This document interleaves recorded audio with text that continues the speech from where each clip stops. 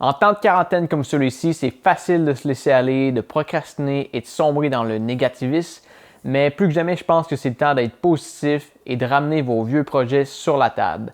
Pour ma part, c'est le temps de partir ma chaîne YouTube et dans cette première vidéo, je vous présente ma méthode favorite de planification, le Bullet Journaling.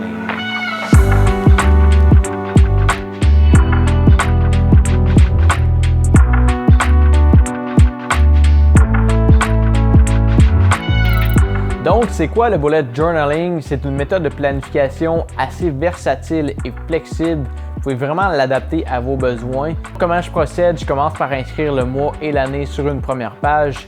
Ensuite, à l'endos, je viens inscrire les jours du mois et les jours de la semaine juste à côté. Je viens inscrire à côté de chaque journée les choses que je sais déjà que j'ai de prévues durant le mois. Ensuite, en haut à droite, j'ai la section pour les choses récurrentes. Donc, je viens inscrire le début de chaque lettre, par exemple W pour Work, G pour Gym, F pour Friends. Et en dessous, je viens faire un point vis-à-vis chaque journée, exemple que je sais déjà que je dois aller au gym. Au bas de la page, je me garde cette section-là pour planifier mes objectifs du mois et j'essaie toujours de me garder 1 à 3 objectifs mensuels, pas plus.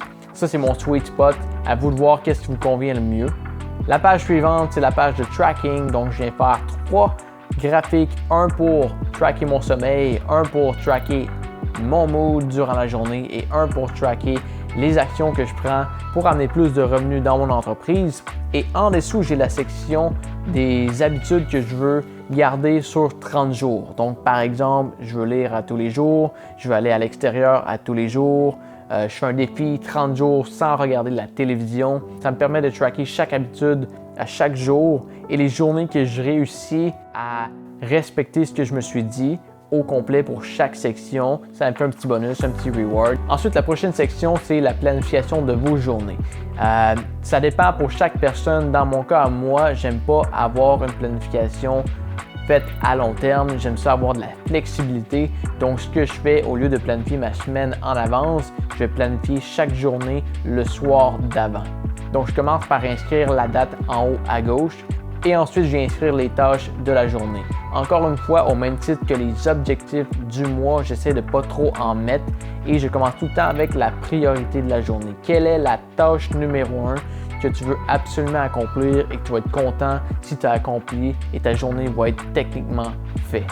Donc, pour ce faire, je fais un point. Ceci veut dire que c'est une priorité. Ensuite de ça, chaque autre tâche, je fais un trait. Et les tâches qui sont déjà commencées, je fais une diagonale.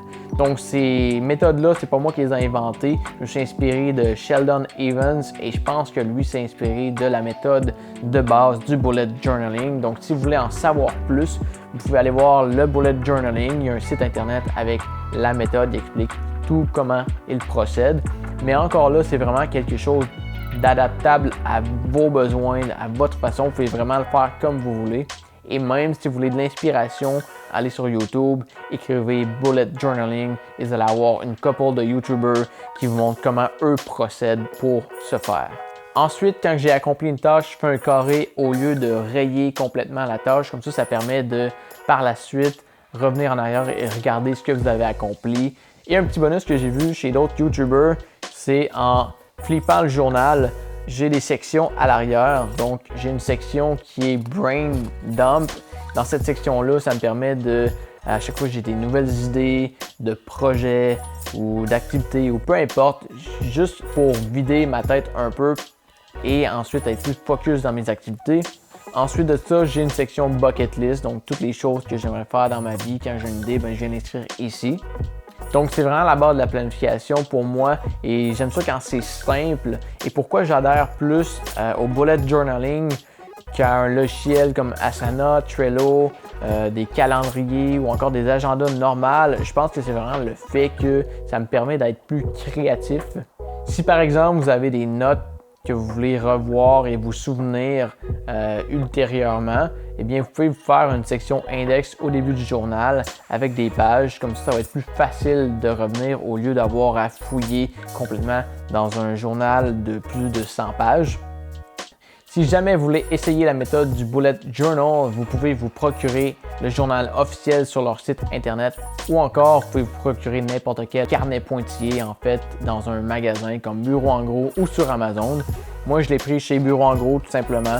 Donc si vous avez apprécié cette vidéo et que ça peut vous aider à être plus productif dans ce temps de quarantaine spécialement, à atteindre des objectifs, à démarrer des nouveaux projets, laissez-moi savoir dans les commentaires c'est quoi vos projets et on se revoit dans la prochaine vidéo.